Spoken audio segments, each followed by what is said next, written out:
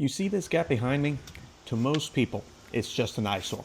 But to a homeowner or an investor, this is a ticking time bomb. If water gets behind these boards, you're looking at wood rot, structural damage, and a repair bill that could easily hit 4 or even 5 figures. Today, I'm going to show you how to seal this up for less than $10. The only product we will need is this great stuff, gaps and cracks. But before we apply it, there is one thing we must do. Vigorously shake it, just like shaking it like a Polaroid picture. The instructions say to do this for 2 to 3 minutes, and they aren't kidding.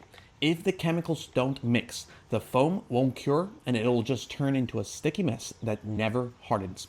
Once your arms are tired after that workout, get the trigger assembly and screw it onto the can like so. Now, holding this upside down is the only way you should be spraying this. And you want to start doing this very slowly. So don't push the trigger too hard right away.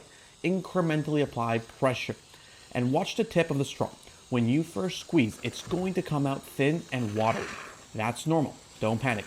Just keep moving. I'm doing a steady, single directional pass first. See how I'm not wiggling it left and right yet? I want a base layer.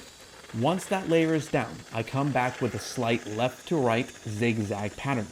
We want to make sure that this is evenly applied to all of the gaps. But don't overfill it too much because this stuff is going to expand like a mushroom in a microwave.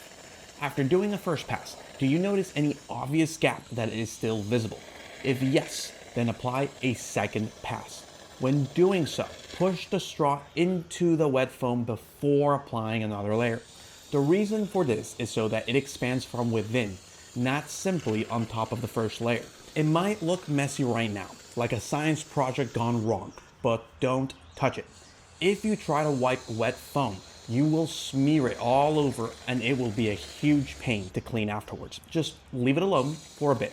I promise it will be easier to remove it once it hardens. While we wait about 45 minutes for this to fully cure and harden, I want to point something out. This one fix is saving me hundreds of dollars. If you want to stop being at the mercy of contractors or handyman, check out my home DIY project playlist right here.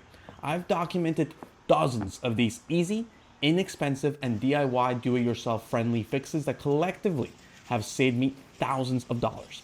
It's basically a free masterclass in being a proactive homeowner.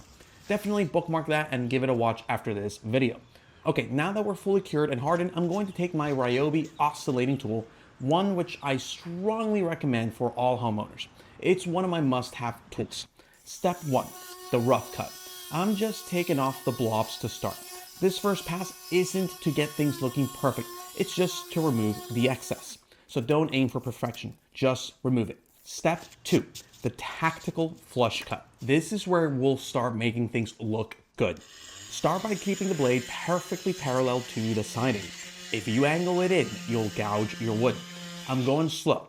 Slow and steady wins the race here, folks. We're aiming for a finish that is so flush you can run your hand over it without feeling the foam. Then, as you see me doing here, I angle my blade, pointing diagonally from the top board and angled in the same direction towards the bottom board.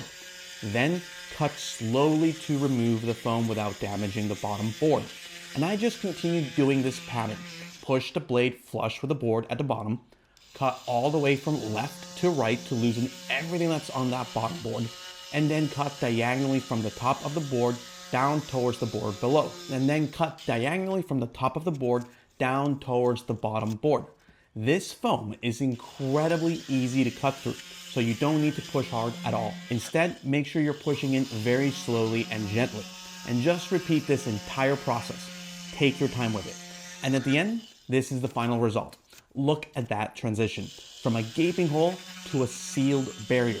Now, the final touch. Hit this with a quick dab of matching exterior paint and it will be invisible and protected for decades. If this saved you a headache today, hit that like button and subscribe so you're ready for the next project. Don't let your house fall apart.